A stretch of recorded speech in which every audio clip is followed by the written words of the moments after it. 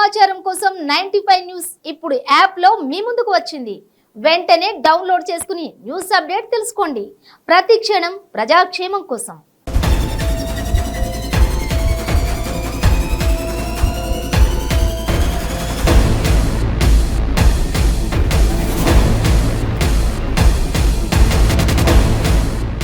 Hi yours, మీ చుట్టూ జరుగుతున్న పరిస్థితులు గమనిస్తున్నారా?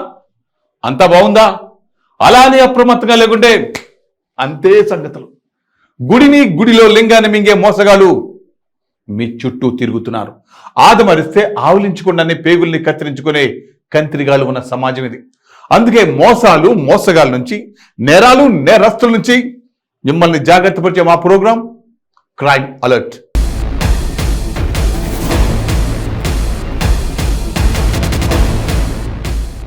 వెర్రి 1000 తలలు వేస్తుంది. ప్రజల ప్రాణాలతో చెలగాటమాడేందుకు ఎంతకైనా తెగిస్తున్నారు. ప్రాణాలు కాపాడే స్థానంలో ఉన్న వాళ్ళు ప్రాణాలు తీస్తున్నారు. జబ్బు చేయగానే చటుక్కున మందుల షాపుకు వెళ్ళి ఓ మాత్ర తెచ్చుకొని వేసుకుంటారు. ఎందుకంటే ఆ మందులపై ఉన్న నమ్మకం అలాంటిది. కొంతమంది కేటుగాళ్ళు మాత్రం ఆ బలహీనతలను సొమ్ము చేసుకునేందుకు కొత్త దారులు వెతుకుతూ ఉంటారు. మందులు తయారు చేసే కంపెనీల ముసుగులో ఏం తయారు చేసినా ఎవ్వరూ పట్టించుకోరు అనుకున్నారు. అలా ఓ ఫార్మాసిటీ కంపెనీ పక్కన షెడ్ ఏర్పాటు చేసి డ్రగ్స్ తయారు చేయడం మొదలుపెట్టాడు. ప్రజల ప్రాణాలతో చెలగాటమాడాడు. ఏదో ఓ రోజు చేసిన తప్పుకు శిక్ష అనుభవించాక తప్పదు. అదే ఇక్కడ కూడా జరిగింది. పక్కా సమాచారంతో నిఘా పెట్టిన పోలీసులు డ్రగ్స్ ముఠా గుట్టు రట్టు చేశారు. నిషేధిత మత్తు పదార్థాలను తయారు చేసిన ముఠాను పటాన్చేరు పోలీసులు అరెస్ట్ చేశారు. ఇస్నాపూర్ గ్రామ శివార్లోని కేఎస్ఎం జెనరిక్ ఫార్మాస్యూటికల్స్ లిమిటెడ్ పరిశ్రమ పక్క షెడ్లో ల్యాబ్ ఏర్పాటు చేసి నిషేధిత డ్రగ్స్ తయారు చేస్తున్నారన్న సమాచారంతో పోలీసులు దాడి చేశారు.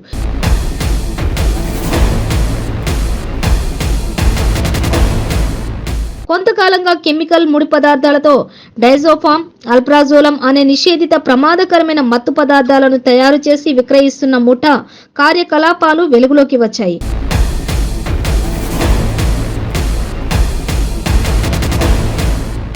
ఇక తిరుపతికి చెందిన మదన్ మోహన్ రెడ్డి, గుంటూరుకు చెందిన గురువారెడ్డి, దుబ్బాక మండలం ధర్మాజిపేటకు చెందిన మనోహర్, నరేందర్ గౌడ్ అనే వ్యక్తులు ముఠాగా ఏర్పడి కొంతకాలంగా నిషేధిత డ్రగ్స్ ను తయారు చేసి విక్రయిస్తున్నారు.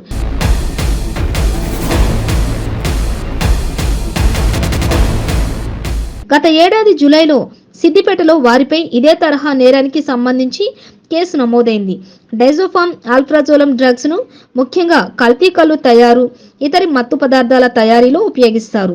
నిందితుల నుంచి 600 గ్రాముల డైజోఫారం, ఆల్ప్రాజోలం, 1.9 కేజీల వేస్టేజ్ పదార్థం, మత్తు పదార్థాలు తయారు చేసేందుకు ఉపయోగిస్తున్న 4 యంత్రాలు, ముడి రసాయనాలు, వర్ణకారు, మోటార్ సైకిల్ ను స్వాధీనం చేసుకున్నారు.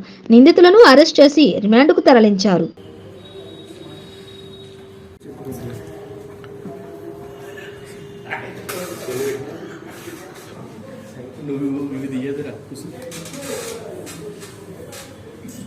కూడా జాగ్రత్తగా చూసుకోవాలి అని చెప్పేసి చేస్తున్నాం. మేము ఇప్పుడు అన్ని లాకౌట్ కంపెనీలు ఏమైనా మూతపడ్డే ఏమైనా వాటి ర్యాండమ్ చెక్ చేస్తున్నాం, ఇన్ఫర్మేషన్ పెడుతున్నాం. దానిలో భాగంగా మనకి ఇలాంటి సమాచారం రావడం జరిగింది. ఇంకా కూడా ఈ తనిఖీలు సోదాలు విస్తృతం చేస్తాం.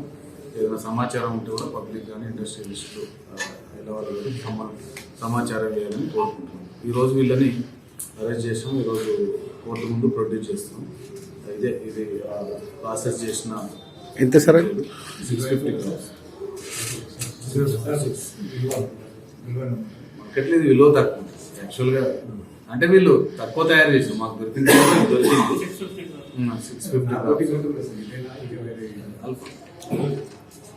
6 lakhs అరౌండ్ ఉంటుంది.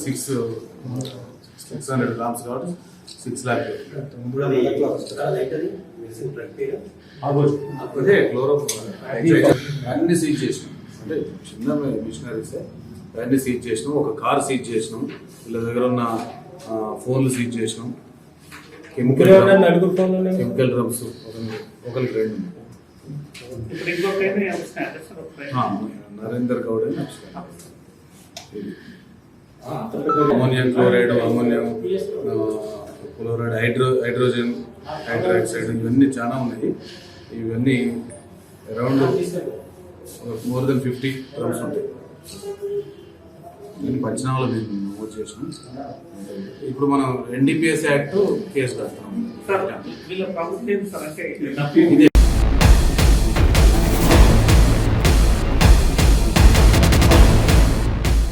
తండ్రికి సంపాదించి పెట్టాల్సిన బాధ్యత ఎలా ఉంటుందో పిల్లలను చూసుకోవాల్సిన బాధ్యత తల్లికి అలాగే ఉంటుంది. ఈ మధ్య ఆ తల్లులే నిర్లక్ష్యంగా ఉంటున్నారు. సెల్ ఫోన్ చేతిలో ఉంటే పిల్లలను మర్చిపోతున్నారు. కొంతమంది తల్లులు చిన్న చిన్న పిల్లలను రూములో వదిలేసి డోర్ పెట్టి స్నానానికి వెళ్తూ ఉంటారు. ఆ పిల్లవాడి చేతిలో బొమ్మ ఉంటే ఆడుకుంటూ ఉంటాడు. అలా కాకుండా ఏ కరెంటు వైరో పట్టుకుంటే, ఊహించని ప్రమాదం ఎదురైతే నవమాసాలు మోసి కన్నా పసిగందులు వాళ్ళని ఎలా చూసుకోవాలి? జాగ్రత్తగా కాపాడుకోవాలి కదా. గాలికి వదిలేసినట్టు వదిలేసిపోతే ఎక్కడికి వెళ్తున్నారో ఏం చేస్తున్నారో తెలియని వయసు. బుడి బుడి నడకలు వేసే పసికందులు ప్రమాదం వైపు అడుగులు వేస్తే ఆ శోకం ఎప్పు తీడుతుంది. పల్నాడు జిల్లాలోని నరసరావుపేటలో బాలుడి అదృశ్యం విషాదంగా ముగిసింది. ఇంటి వద్ద ఆడుకుంటున్న ఏడాది బాలుడు భానుప్రకాష్ కనిపించకుండా పోయాడు.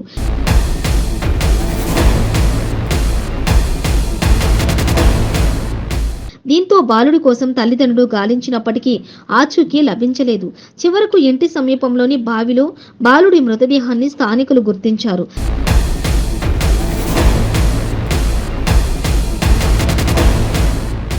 సమాచారం అందిన వెంటనే పోలీసులు అక్కడికి చేరుకుని మృతదేహాన్ని పోస్టుమార్టం నిమిత్తం ప్రభుత్వ ఆసుపత్రికి తరలించారు. కేసు నమోదు చేసి దర్యాప్తు చేపట్టారు.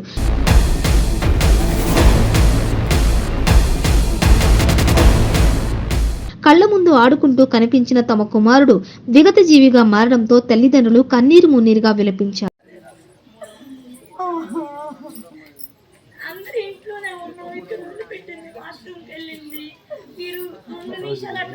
ఇక్కడ కుక్కర్ చిప్పులు కూడా వదిలిపెట్టినట్టున్న రోజు మామూలుగా ఒక్క సెకండ్ కానీ పట్టుకోమని బతిలాడు. అది ఆ వాష్రూమ్ లో కింద వచ్చిందంటే పిల్లడు లేడు. బట్టలు కూడా ఉంటుంది. ఒక టీ షర్ట్ కూడా అక్కడే ఇప్పుడే టాయిలెట్కి వెళ్ళిందంట. మళ్ళీ వస్తాను.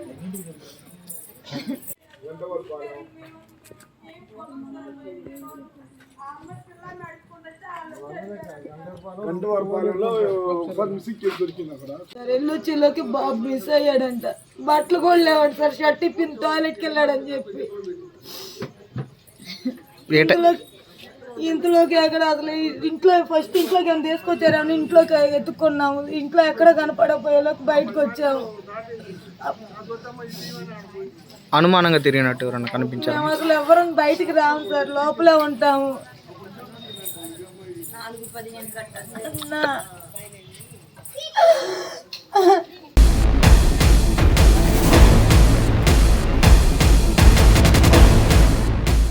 వాడి టార్గెట్ లేడీస్ హాస్టల్. స్కెచ్ వేశాడా? ఫోన్లు డబ్బులు మాయం కావాల్సిందే. చాలా సార్లు డబ్బులు ఫోన్లు మాయమైపోయాయి. ఎవరు తీశారో అర్థం కాక వాళ్ళలో వాళ్ళే గొడవ పడేవారు. నువ్వు తీసావంటే నువ్వే తీసావు అని. ఓ రోజు మళ్ళీ అదే హాస్టల్లో చోరీకి వెళ్ళాడు. ఈసారి సీన్ రివర్స్ అయింది. అమ్మాయిలు కనిపెట్టి గట్టిగా అరిచారు. అంతే, భయంతో పారిపోతూ పక్కనే ఉన్న వ్యవసాయ బావిలో దడేళ్ళు పడ్డాడు. గ్రామస్తులు వచ్చి తాడు సహాయంతో దొంగను బయటికి తీసి పోలీసులకు అప్పగించారు. అసలు దొంగ లేడీస్ హాస్టల్లో వచ్చాడంటే ఆ కాలేజీలో భద్రత ఎంత బాగుందో మనకే అర్థమైపోతుంది. వాడు దొంగ కాబట్టి దొంగతనం చేశాడు. అదే ఒకవేళ ఎవరినైనా ఏదైనా అఘాయిత్యానికి పాల్పడితే బాధ్యత ఎవరు వహిస్తారు? లక్షలకు లక్షలు ఫీజులు తీసుకొని కాలేజీ యాజమాన్యాలు ఏం చేస్తున్నారు? ఆడపిల్లలకు ఆ మాత్రం రక్షణ కల్పించలేరా అంటూ తల్లిదండ్రులు ప్రశ్నిస్తున్నారు. హన్మకొండలో ప్రైవేట్ ఇంజనీరింగ్ కాలేజ్ గర్ల్స్ హాస్టల్లో వరుస దొంగతనాలకు పాల్పడుతున్న దొంగ దొరికాడు. హాస్టల్లో చోరీ చేసి రాత్రి పారిపోతుండగా వ్యవసాయ బావిలో జారిపడ్డాడు.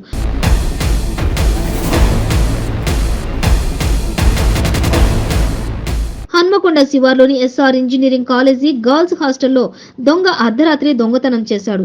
చిమ్మ చీకటిలో పొలాల గుండా పారిపోతుండగా వ్యవసాయ బావిలో పడిపోయాడు. బావిలో ఉన్న దొంగను గమనించిన గ్రామస్తులు పోలీసులకు సమాచారం ఇచ్చారు. అనంతరం దొంగను బయటకు తీశారు. హసన్పర్తి మండలం అన్నాసాగర్లోని ప్రైవేట్ ఇంజనీరింగ్ కాలేజ్ గర్ల్స్ హాస్టల్లో విద్యార్థినుల సెల్ ఫోన్లు, ల్యాప్టాప్లు చోరీ చేశాడు.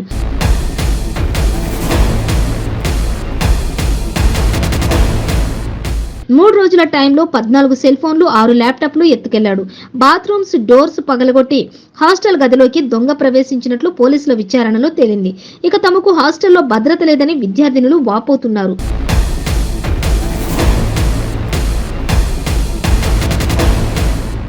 మూడు రోజుల నుంచి బాత్రూమ్ డోర్స్ పగలగొట్టి హాస్టల్ గదిలోకి ప్రవేశించిన దొంగలు సెల్ ఫోన్లు, ల్యాప్టాప్లను దొంగతనం చేస్తుండటంతో విద్యార్థినులు, వారి తల్లిదండ్రులు ఆందోళన చెందుతున్నారు. ఏదిరా చిల్లి కూడా కనిపిస్తలేదు. ఒకసారి వాడు ఉరుకుతున్నట్టున్నారా? అరే వాడు ఇక్కడ దొంగిరా. ఎక్కడరా? అందుకే అందరు చేన్లకు వస్తున్నారు. అరే ఆడున్నారు వాడు చేన్లకు దొంగినట్టు.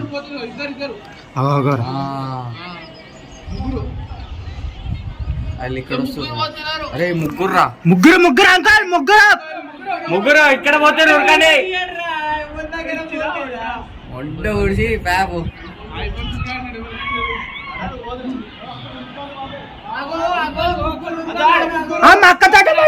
అంకల్ ఉరుకుతాళ్ళు ఏం చేస్తారా? ముగ్గురు దెంగేసి పోయినా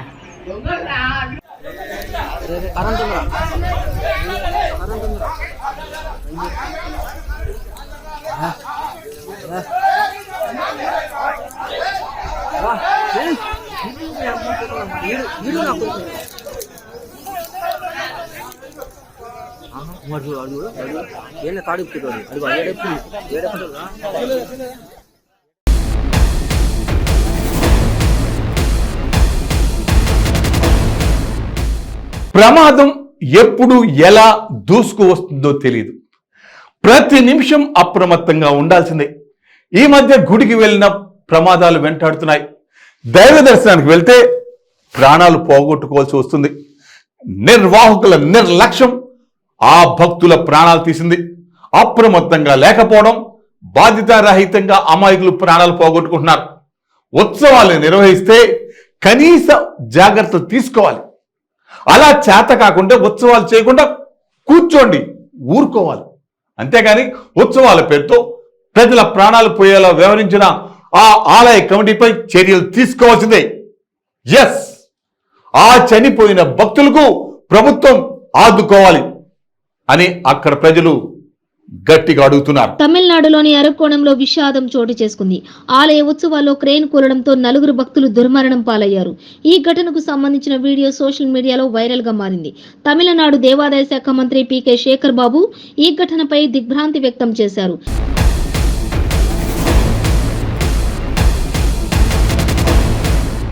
ప్రమాదం జరిగిన ప్రాంతానికి వెళ్లి మంత్రి పరిశీలించారు.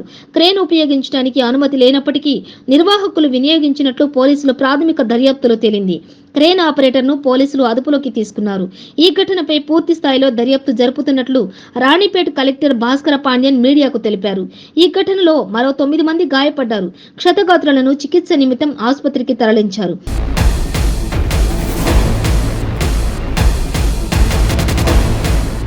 చనిపోయిన వారిలో 3 ఎవరనేది పోలీసులు గుర్తించారు. నిమిలి అనే ప్రాంతానికి సమీపంలో ఉన్న మాండియమ్మన్ ఆలయంలో మైలార్ ఉత్సవాలు ప్రతి ఏటా పొంగల్ సందర్భంగా జరుగుతాయి. ఉత్సవాల్లో భాగంగా ప్రతి సంవత్సరం దేవతా విగ్రహాన్ని క్రేన్ పై ఉంచి కొందరు భక్తులు అదే క్రేన్ కు వేలాడుతూ కింద ఉన్న భక్తులు ఇచ్చిన పూలదండలను అమ్మవారికి సమర్పిస్తుంటారు.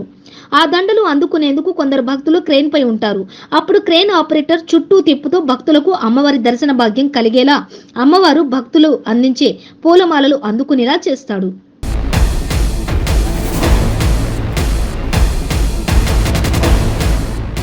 అలా క్రేన్ ను చుట్టూ తిప్పే క్రమంలో అదుపు తప్పి కుప్పకూలింది.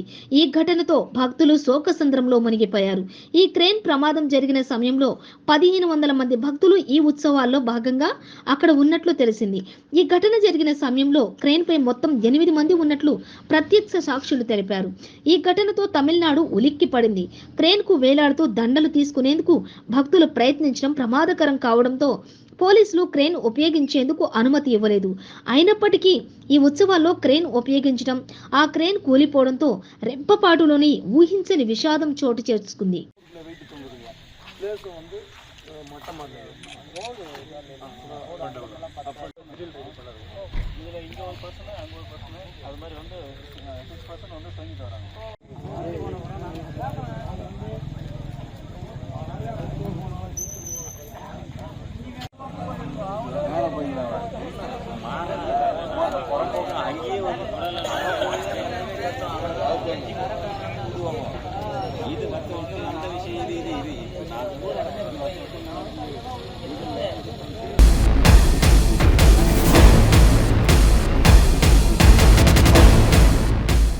సో వ్యూవర్స్, ఇది ఇవాల్టి క్రైమ్ అలర్ట్. మరిన్ని క్రైమ్ న్యూస్ తో మళ్ళీ రేపు ఇదే సమయానికి మీ ముందుకు వస్తుంది క్రైమ్ అలర్ట్. చూస్తూనే ఉండండి 95 న్యూస్. ప్రతి క్షణం ప్రజాక్షేమం కోసం.